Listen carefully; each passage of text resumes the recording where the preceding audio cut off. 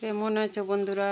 আশা করি সবাই ভালো আছো। আমি কাবেরী কর্নার থেকে তোমাদের সবাইকে স্বাগত জানিয়ে ভালোবাসা জানিয়ে আজকের ব্লগ ভিডিও আজকে রান্না করব আমি মাশরুম ভাজা।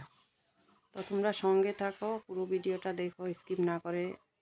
তো আমি সবার আগে মাশরুমগুলো কিছুক্ষণ সেদ্ধ করে জলটা ফেলে দেব। আর দেখো এখানে সিদ্ধ বসিয়ে দিয়েছি। এবার আমি তুলে ভালো জল দিয়ে ভালো করে ধুয়ে নেব। মাশরুমগুলো সেদ্ধ হয়ে গেছে, এবার আমি তুলে নিয়ে ভালো করে ধুয়ে নেব।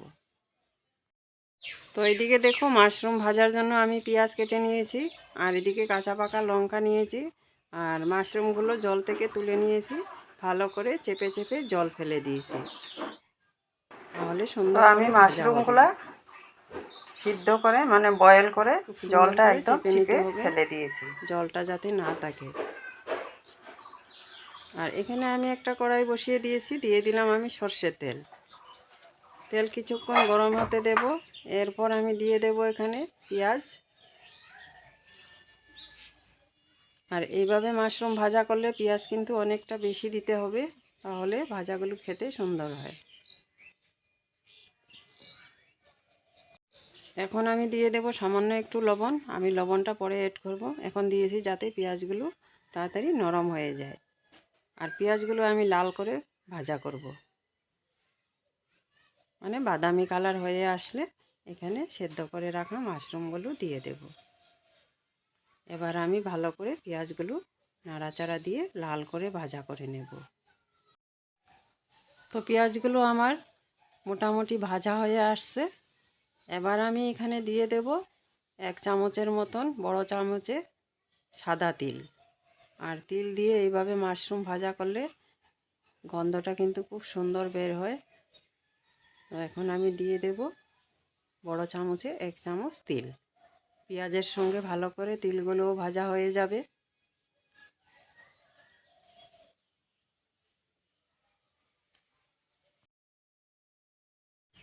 তিল আর পেঁয়াজ একসঙ্গে আমি আরও কিছুক্ষণ এভাবে ভাজা করব। যখন তিল থেকে একটা খুব সুন্দর ভাজা গন্ধ বের হবে, তখনই আমি সিদ্ধ করে রাখা মাশরুমগুলো দিয়ে দেব। এভাবে আমি আরও কিছুক্ষণ ভাজা করব। খুব সুন্দর একটা গন্ধ বেরিয়ে আসছে। এবার আমি সিদ্ধ করে রাখা মাশরুমগুলোও দিয়ে দেব।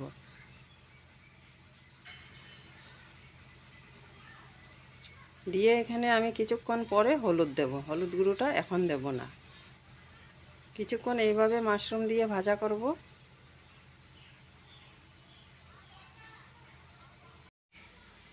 এইভাবে আমি আরও কিছুক্ষণ ভাজা করে নেব। এরপর দিয়ে দেব আমি কিছুটা হলুদ গুঁড়ো আর লবণ।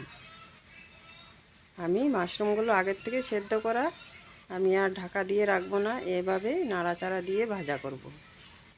আর এরকমভাবে মাশরুম ভাজা করলে বাচ্চা বড় সবাই খেতে কিন্তু খুব পছন্দ করবে।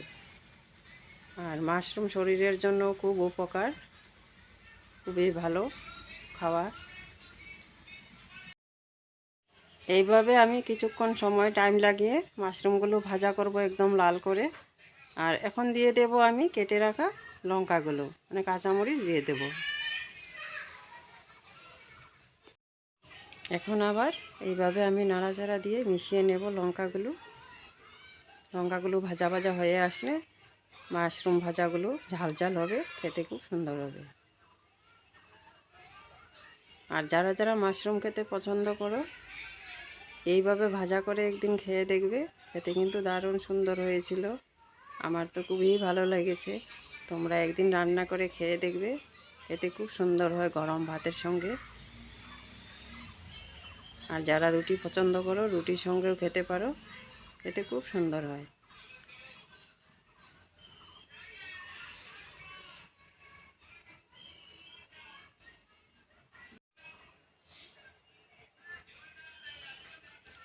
এবার আমি মাশরুমের ভাজাগুলো তুলে নেব বন্ধুরা, হয়ে গেছে।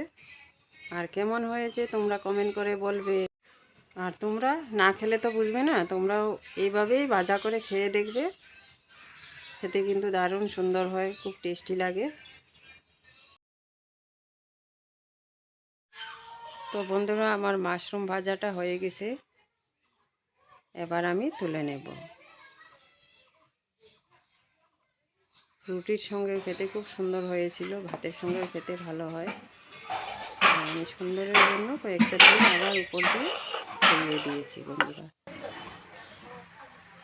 তিল বাটা খাইলে বলে ভালো, দেখছি তোমাদের আমি যদি ভালো লাগে লাইক কমেন্ট ক্যালসিয়াম করে হয়, শেয়ার করে দেবে বন্ধুরা। আর কিন্তু যদি কোনো ইয়ে নতুন হয়ে বন্ধু যায়, আমার ভিডিও দেখছো গ্যাস তাহলে হয়ে আমার যায় আমার চ্যানেলটা সাবস্ক্রাইব তিলে। করে পাশে থাকা বেল আইকনটা ক্লিক করে দেবে বন্ধুরা, যাতে আমার নতুন ভিডিও সবার আগে তোমাদের কাছে পৌঁছে যায়।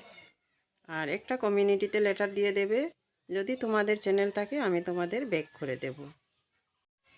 আর আমার দেশের বন্ধু, দেশের বাইরের বন্ধু সবাইকে আমার অনেক অনেক বুক ভরা ভালোবাসা। সবাই ভালো থাকবে, সাবধানে থাকবে। আজকের জন্য ভিডিওটা এখানেই শেষ করলাম। টাটা।